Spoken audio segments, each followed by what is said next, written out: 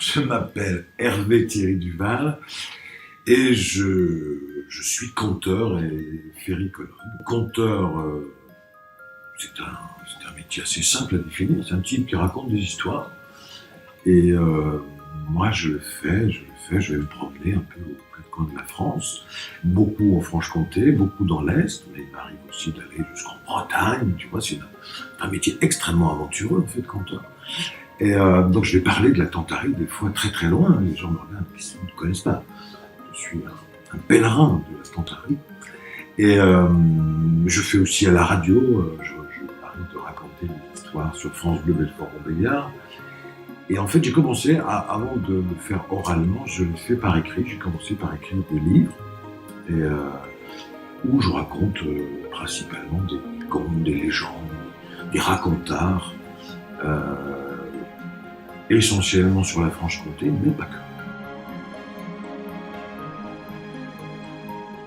J'imagine que cet intérêt, cette passion pour les fées, ça vient de mon goût pour Tolkien déjà.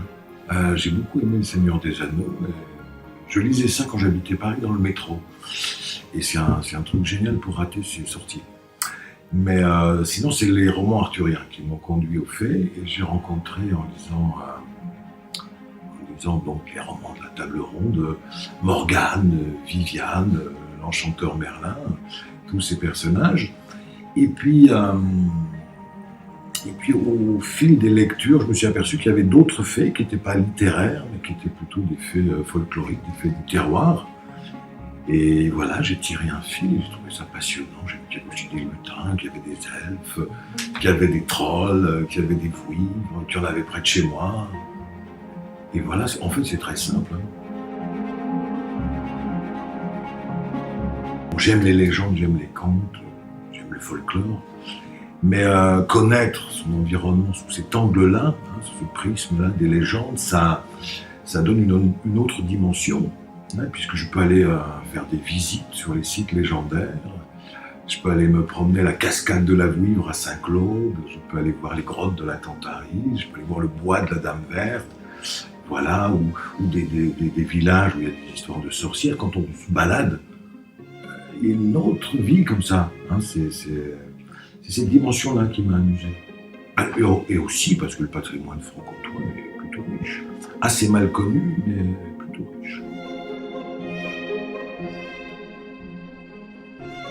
Il y a plusieurs hypothèses, il y en a deux ou trois. Il y en a une qui était peut-être la plus répandue, mais pas la vraie, qui voudrait que Tantarie soit un peu la réincarnation de la comtesse Henriette, la bonne comtasse, qu'on disait, et qui est une comtesse donc, qui a régné sur le pays de Montbéliard et aussi sur le côté de Port-Entruy, sur ce qu'on appelait le pays de la joie. Et c'est au XVe siècle, voilà. Et comme elle a été a priori sympa, qu'elle a laissé un bon souvenir, les gens un peu rationalistes ont dit bon, la Tantarie, c'est le souvenir de la comtesse Henriette. Voilà, c'est réglé. Eh ben non, c'est pas ça. En fait, on le voit d'ailleurs parce que les légendes les plus anciennes de la Tantarie montrent un personnage assez archaïque, qui peut avoir des dents de fer, des pieds-doigts, des grandes mamelles, enfin, je veux dire, pas la comtesse Henriette dans ce costume. Donc c'est une fée. Donc ça remonte à très très loin. C'est un truc païen. Mais moi, personnellement, j'ai avancé l'hypothèse qu'elle devait être un avatar de la déesse gallo-romaine Epona. Il y a plusieurs faisceaux comme ça qui correspondent à ça. Si on regarde d'ailleurs les représentations iconographiques d'Epona, c'est assez frappant, comme elle ressemble à Tantarie. Il suffit de comparer. Bon, ça suffit pas. Il y a aussi Mandeur, qui est une ville qui est au centre du pays de Tantarie. Mandeur, qui avait un nom gaulois qui s'appelait Epomondiounum, qui en gros voulait dire la forteresse d'Epona. Et ainsi de suite. Il y a comme ça plein de faisceaux correspondants. Et donc, et il arrive assez fréquemment que d'anciennes divinités soient devenues au fil du temps des fées. Donc je pense que Tantarie est un avatar d'Epona. Mais elle a aussi des caractéristiques de beaucoup de fées assez classiques. C'est avant tout une fée. c'est un personnage intéressant, Tantari, parce qu'elle est très riche. En fait, c'est un petit personnage quand même. Hein. Je veux dire, elle a un tout petit territoire comme ça, à cheval sur la Franche-Comté et un peu sur la Suisse. Donc il y a des faits qui ont des périmètres plus grands. Mais son corpus légendaire est assez riche. Il y a au moins une quinzaine de contes et légendes qui racontent eh bien, ce qu'elle fait, ses activités. Il y a des rituels aussi qui correspondent à ce personnage. Donc c'est sa richesse, son originalité qui m'ont intéressé. À travers elle, elle m'a permis de... C'était comme une porte, la Tantari, pour aller voir ses sœurs, ses cousines, et aussi de la famille lointaine. C'est vraiment un personnage passionnant. Ah, il y a une chose très très sympathique, c'est qu'elle offre des maris ou des fiancés. Hein, attention aux jeunes filles qui lui plaisent, attention, pas toutes les jeunes. Il faut aller au mois de mai, au 1er mai, au matin du 1er mai.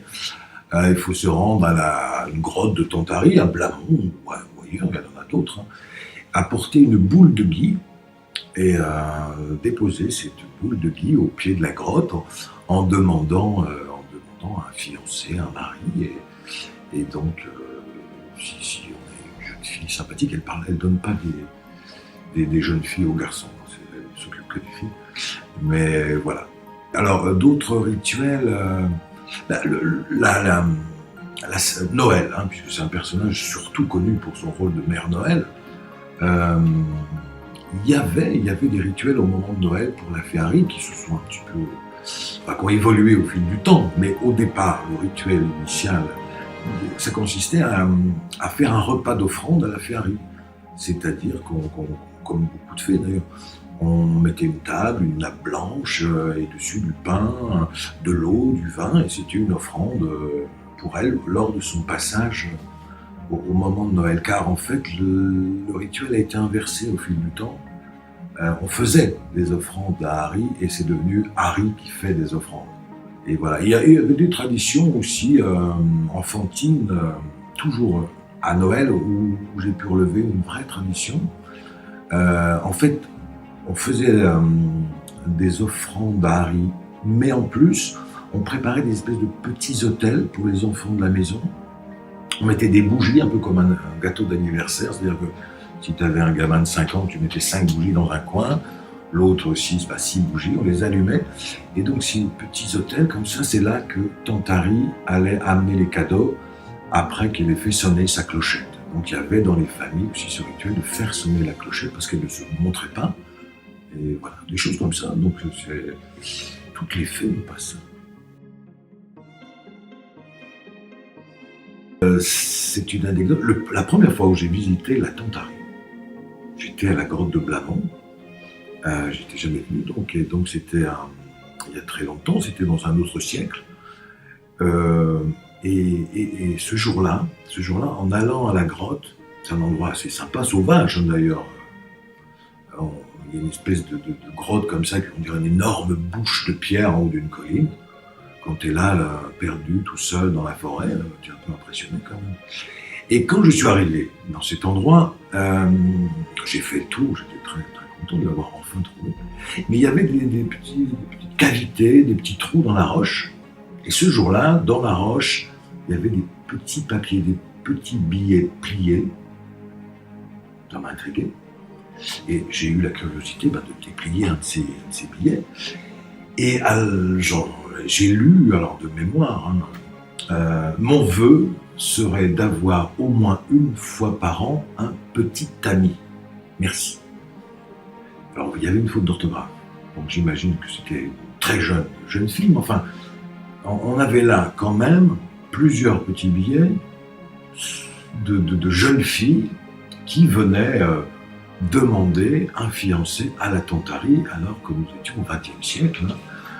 C'était quand même assez épatant que ce folklore dure encore, puisqu'on sait que la tradition veut que la Tantari offre des maris aux jeunes filles méritantes. Alors, je ne dis pas que ces jeunes filles croyaient aux fées, mais en tout cas, elles avaient l'esprit assez poétique, assez féerique pour faire cette démarche. Et pour moi, c'était un peu un déclic en me disant que cette Tantari était quand même vraiment intéressante, puisqu'elle faisait encore rêver, hein, et qu'elle faisait encore partie de l'imaginaire des gens, et qu'elle était bien vivante. Voilà.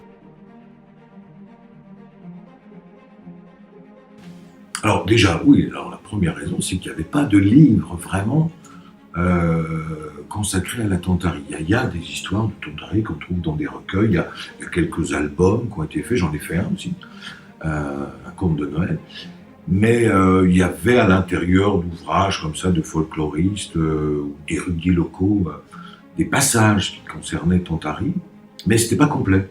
Donc moi, comme j'avais assemblé comme ça tous ces documents, à un moment donné, je me suis dit, ça serait sympa de faire un livre uniquement en l'honneur de Tantari et montrer bien la diversité, la complexité du personnage. Et voilà, c'est ça qui m'a motivé. Depuis, on m'appelle le neveu de la Tantari. Alors, elle n'est pas toujours accompagnée d'un âne. Elle l'est surtout à la période de Noël. Ça, c'était une chose que les gens le montrent. Elle a des... Et par exemple, sur le côté suisse, elle n'est pas accompagnée d'un âne. Donc c'est une particularité de certaines légendes, et surtout dans le pays de Montbéliard.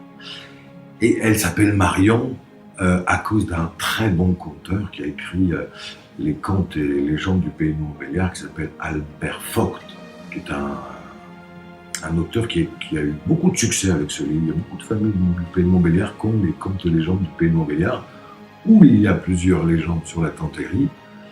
Et c'est lui qui a donné ce nom. C'est une création de conteur. Voilà, pas l'âne, mais le nom. Et ça a tellement bien marché qu'aujourd'hui, tout le monde considère que c'est le nom.